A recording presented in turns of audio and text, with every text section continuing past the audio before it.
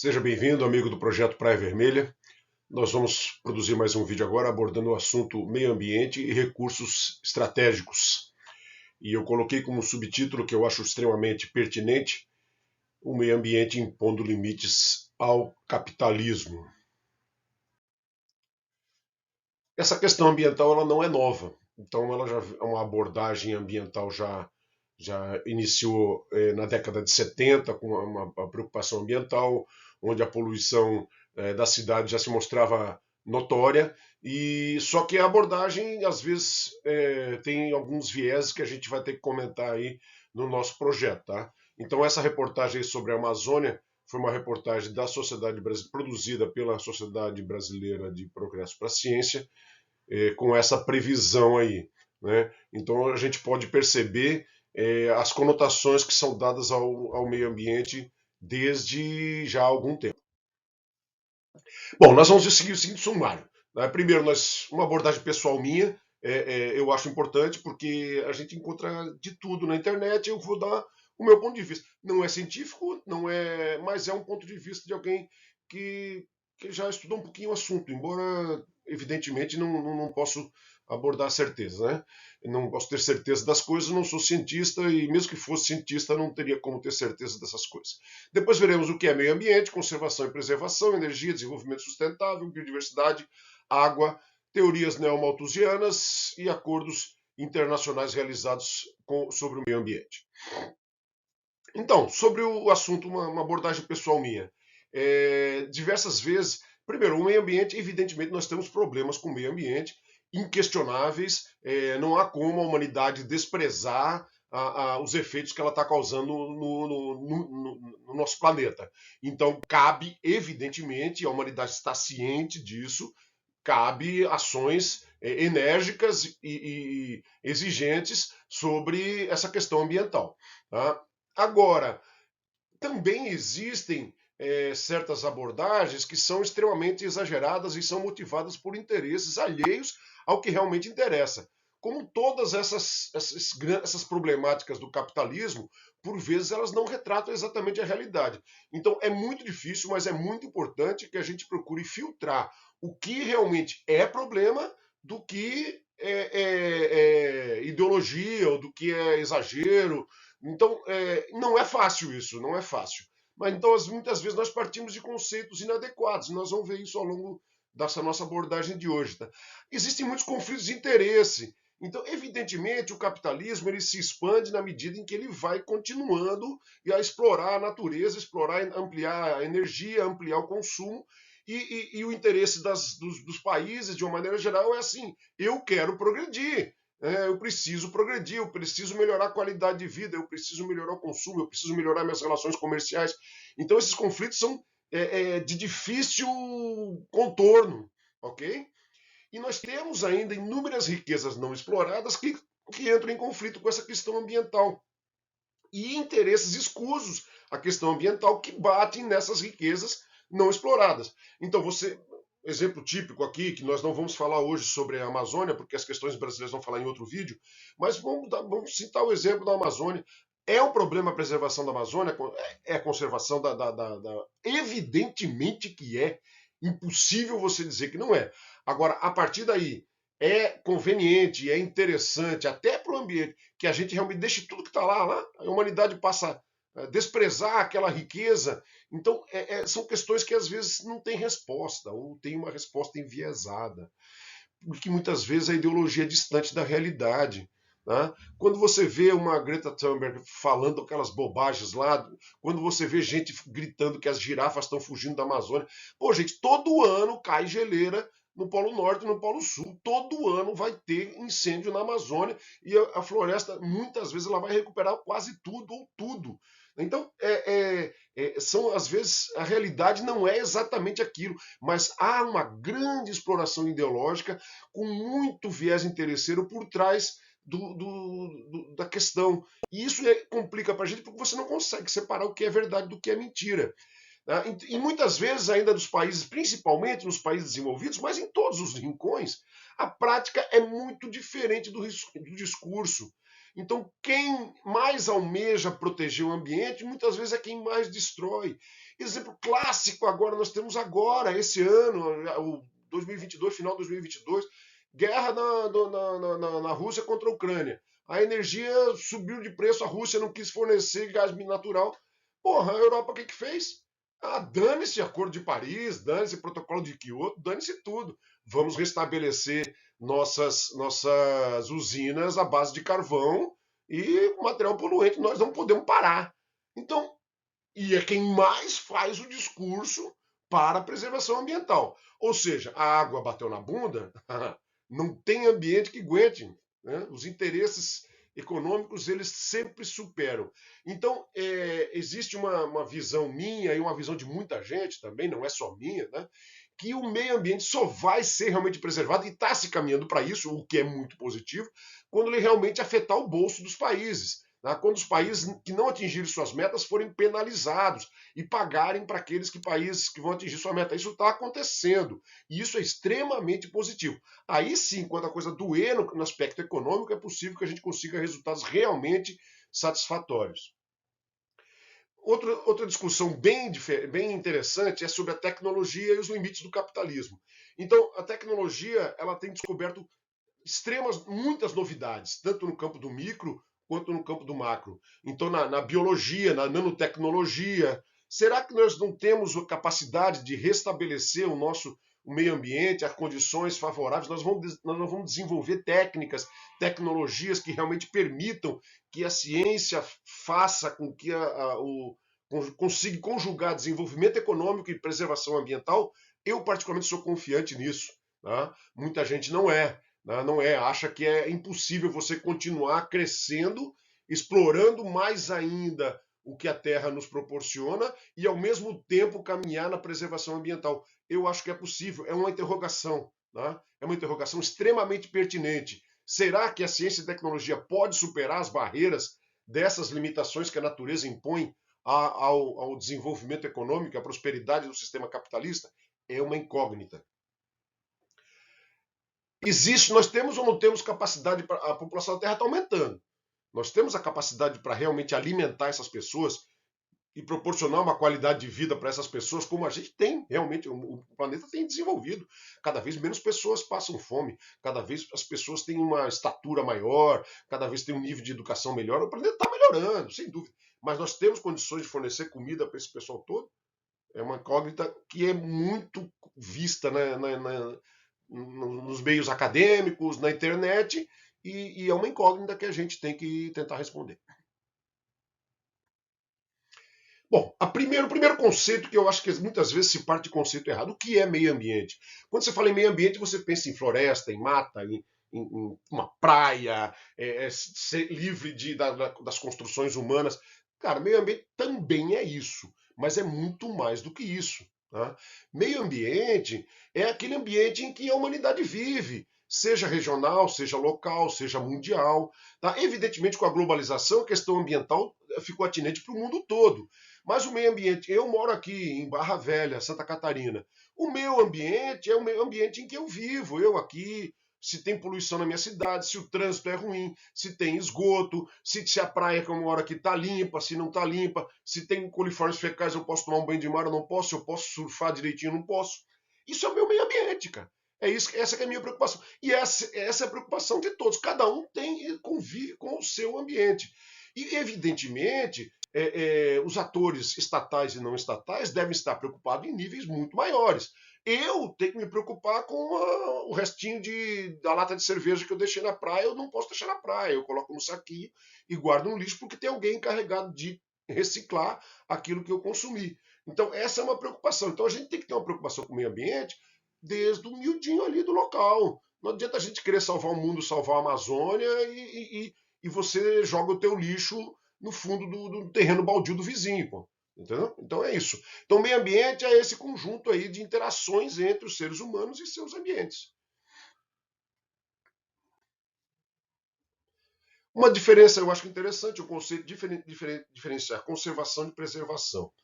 Então, preservação impõe que a exploração humana não exista. Então, quando você tem uma área de preservação permanente, proteção permanente, ela é preservada. O ser humano não pode nem botar o pé lá dentro, não pode explorar nada. A partir do momento que você designa uma área como uma área de proteção permanente, ninguém mais extrai um real de lá, de riqueza mineral, de mata, tá? Pelo menos na teoria. Tá? Já a preservação tem um viés um pouco diferente. A preservação sugere um uso sustentado. Tá? A manutenção daquele meio ambiente em condições, nas mesmas condições, mas com a exploração humana nesses ambientes. Tá? Então existe uma diferença entre preservação e conservação, bastante importante até. Sobre energia e desenvolvimento sustentável. Então existem fontes renováveis e não renováveis. Energia é fundamental, evidentemente, para o sistema capitalista. Você não consegue desenvolver economicamente se você não gastar energia. A melhoria da qualidade de vida das pessoas está afetando, evidentemente, o consumo de energia. O consumo de energia aumenta per capita no mundo, além da população do mundo aumentar. Então, o consumo de energia aumenta muito mais do que a própria quantidade de pessoas no planeta. Então, há necessidade de que essa energia seja usada de uma forma mais parcimoniosa, mais adequada possível, porque talvez o maior problema com relação às questões ambientais é a geração de energia.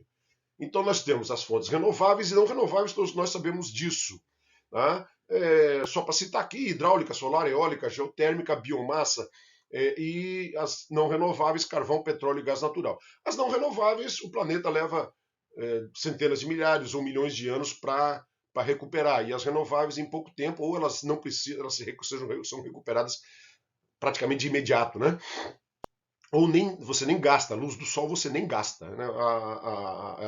A hidrelétrica você consome, mas a natureza te devolve, né, rapidamente, né? Agora, renovável e não renovável não significa poluidor e não poluidor. Tá? Não significa que o meio ambiente esteja em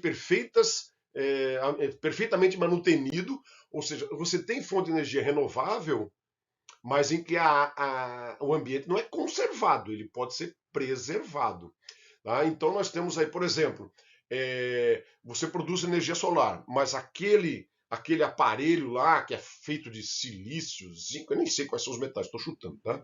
Aquilo ali em 2, 3 anos ele é descartado, ele vira lixo, ele afeta o meio ambiente. Já tem várias questões aí que o pessoal está sugerindo que a usina eólica existem pássaros que esbarram nas suas hélices, o que torna-se um problema para a recuperação da proliferação desses pássaros. Pode ser um problema sério e pode ser uma coisa chacota até, né? É chacota, mas pode ser que realmente você, girando aquelas hélices em determinado local, determinados grupos de aves não possam se reproduzir e isso torna um problema ambiental grave. Pode. Então, quer dizer, renovável não quer dizer exatamente como conservação total do ambiente. Não, não é isso. Tá? Bom, biodiversidade. Evidentemente, a perda de biodiversidade pode trazer problemas catastróficos. Tá? Proliferação de pragas, epidemias, extinção de espécies animais, que pode acarretar problemas na cadeia alimentar, que pode gerar mais pragas. Né? Então, é grave. Tem que se preservar realmente, efetivamente, a biodiversidade.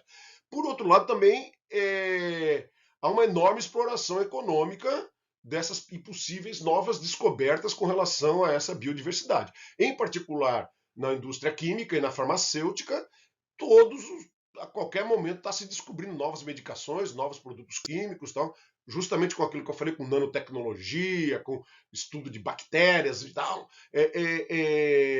grafeno, então novidades extremas que requerem que essa biodiversidade seja explorada. Então, às vezes você fica na dúvida se a ideia de manter a biodiversidade totalmente como está não é um interesse mais econômico do que realmente interesse ambiental. Vai ficar sempre isso na cabeça. Então, o debate ele é sempre permeado por questões ideológicas e por interesses financeiros ou econômicos. Com relação à água, nós temos água abundante no planeta, todo mundo sabe, 70% da água, mas é salgada, só temos menos de 3% da água do planeta é doce e somente 0,1% dessa água doce é potável. Tá? Então, e é uma distribuição muito desigual. Tem muitos países que têm problemas sérios com relação a fornecimento de água até para o consumo humano. E as atividades agrícolas crescendo requerem sempre uma irrigação mais pontual, mais, mais eficaz, né? E tem consumido cada vez mais água e tem vários países com problemas muito sérios a respeito disso. Todo mundo sabe que essa questão de água já foi um problema há muito tempo. Tá? Até, pô, pega na história do Brasil, a nossa principal guerra foi a saída do mar do Paraguai, foi questão de rios, né? O Israel ali tem problemas sérios com seus vizinhos por questões de água há muito tempo, antes mesmo que as questões ambientais pudessem vir à tona. Mas isso tem se agravado com o tempo. Por exemplo, o Rio Nilo corta vários países, os rios ali do Oriente Médio são extremamente importantes, Rio Jordão corta vários países. Então é um problema sério, um problema estratégico, um problema que pode acarretar novas guerras e tem acarretado os conflitos ao longo da história e com tendências a piorar ao longo do tempo. Tá? Bom, evidentemente isso que todo mundo já sabe, mas só para relembrar, né, as principais ações para preservar a água são proteger os mananciais, reflorestar as florestas, as margens dos rios, desculpe, evitar desperdício, utilizar a água de forma consciente e tratar os esgotos. Bom, essas teorias neomalthusianas. Primeiro eu vou falar que é a teoria malthusiana. Eu acho que todo mundo já sabe, mas se alguém não sabe, Malthus disse que a humanidade ia crescer exponencialmente enquanto a produção de alimentos ia crescer aritmeticamente. Tá? Então ia chegar no momento em que a humanidade ia passar fome e ia ser complicado. Tá? Os dados já há muito tempo mostram que a teoria de Malthus não vingou. Tá? A humanidade tem produzido cada vez mais alimentos, inclusive num nível maior do que o próprio crescimento populacional. Então são duas coisas. A produção de alimentos tem aumentado, nível exponencial, né? E a produção o aumento da população não tem aumentado tanto quanto aumentava no século XIX. Tá? Então essa teoria malthusiana ela caiu por terra. Mas existem novos malthusianos que afirmam, não, a humanidade continua crescendo, até 2050 nós vamos ter mais de 9 bilhões de habitantes, vamos ter que alimentar isso, vamos ter que usar mais água, vamos ter que usar mais quantidade de terra e tal. Então essa teoria ainda sugere que nós continuamos tendo problema nesse tipo. Tá? Agora, tem um estudo da ONU aí que diz que não é o aumento da população que está degradando o ambiente, ou até mas em níveis bem menores. O que está realmente degradando o ambiente é o aumento da qualidade de vida, tá? É o aumento do IDH. Tá? É curioso porque aumento da renda per capita, e aí você vai tentar não aumentar a renda per capita da população mais pobre. Então, é um dilema sempre permanente. Tá? Então, se o aumento de consumo está relacionado ao aumento da renda per capita, evidentemente ninguém vai atuar, mas você pode distribuir melhor essa renda per capita, fazer com que os mais pobres tenham mais qualidade de vida, e é uma problemática que está permanentemente aí em debate. Então, em 2022, a agência, a FAO, né, da ONU, colocou que o objetivo era acabar com o desmatamento até 2030. Ué, o que desmatamento tem a ver com produção de tudo? Tá? Existem técnicas de produção de alimentos que não precisam desmatar, e nós estamos caminhando a passos largos em cima disso. Tá? Isso não acontecia até poucos anos atrás. Tá? O Brasil é um exemplo disso. Nós ocupamos ali o Mato Grosso do Sul, o Mato Grosso, depois Rondônia e o Acre, e Tocantins, e foi levando gado, levando agricultura, levando pecuária e desmatando, ocupando e desmatando. Então, o povo ainda tem na consciência, com razão, que o desmatamento é originado da produção agropecuária maior. Isso tem diminuído muito e existe uma forte tendência a zerar, eu diria que ainda nessa década. A meta da ONU é essa, zerar o desmatamento ainda nessa década. Hoje, o desmatamento é provocado basicamente por causa de grilagem, por causa de atividades ilegais e não por fazendeiros. Porque um fazendeiro, para produzir a carne, hoje ele precisa de selo, ele precisa de qualidade, ele não consegue exportar sua carne se ele estiver desmatando, ele é fiscalizado permanentemente. Tá? Então, isso não existe mais. Tá? E essa meta de você tornar a agricultura plenamente sustentável, sem agredir o meio ambiente, ela é perfeitamente plausível. Tá? Quando nós formos estudar o Brasil, nós vamos ver que isso está acontecendo no Brasil de uma maneira espetacular. Estamos produzindo cada vez mais e desmatando cada vez menos. E no mundo também é assim. Tá? Também é assim. Pouca gente vê isso, mas isso é fato. Se você for comparar os dados, você vai ver. Quando a gente for estudar o Brasil, a gente vai ver isso. tem binômios ali, pastagem, árvore, onde o gado pasta e a árvore cresce, o binômio se mantém. Tem várias técnicas de aproveitamento dos espaços geográficos sem que haja destruição ambiental. Um último assunto, esses acordos internacionais realizados com relação ao meio ambiente. Tá? O primeiro deles foi a Conferência de Estocolmo, em 1972. Não teve nada, nenhum acordo concreto, mas ele abriu uma brecha, né, para consciência, mentalidade ecológica. Né? Abriu foi a primeira, inaugurou. Né? Normal. Né? Então, aí sim, foi inclusive a ONU criou o Programa das Nações Unidas para o Meio Ambiente, por isso que ele se reveste de importância. Tá? O mais importante, mais famoso e mais conhecido é a ECO 92, ou Rio 92, ou Conferência das Nações Unidas para o Meio Ambiente e Desenvolvimento, tá? Onde foi aprovada a Agenda 21. Tá? Extremamente importante, um roteiro para os estados, cidades, como crescer ao mesmo tempo resolver problemas ambientais e sociais. Foi criada uma Convenção do Clima, uma Convenção para a Biodiversidade e um combate à desertificação. E ali realmente há um despertar maior para a problemática, porque já estava se mostrando que realmente o planeta se tornaria insustentável. Aí, posteriormente não, concomitantemente veio o protocolo de Montreal, foram várias reuniões, não dá para colocar o ano, né, onde se diagnosticou que a camada de ozônio estava se esvaindo, né, e a meta de emissão, reduzir a emissão de gases da camada que afeta a camada de ozônio. Isso foi conseguido e a camada de ozônio está se restabelecendo ano após ano, e sugere-se que até o final dessa década a camada de ozônio volte aos padrões de que era originalmente, o que é um negócio muito legal, né? Realmente um acordo que a humanidade fez e pá, matou a pau, né? O protocolo de Kyoto, então, falava sobre redução dos gases do efeito estufa. Tá? Foi criada essa questão de compra e venda de carbono, de gases de carbono. Então, é muito importante. Essa é a sistemática que eu digo que vai dar certo. Você continua produzindo gases, você vai pagar por isso. Isso está acontecendo. Né? Créditos de carbono, né? E já na cúpula de desenvolvimento sustentável de 2002, em Joanesburgo, conhecida como Rio +10, colocou problemas sociais também relacionados com o ambiente. Tá? Então houve a participação de ONGs, e isso já dá uma conotação de diferença do que está se enxergando sobre o meio ambiente. Você já consegue pegar o meio ambiente e a sociedade envolvida nesse ambiente, tá? O que é diferente daquela conotação puramente ambiental, de mato e tal. Não, o meio ambiente é sociedade com o ambiente. Tá? Esse protocolo do Rio +10 teve pouca adesão, porque os Estados Unidos não aderiram, a OPEP não aderiu, ficou complicado. Já o Rio +20 teve mais renovação com o compromisso sustentável.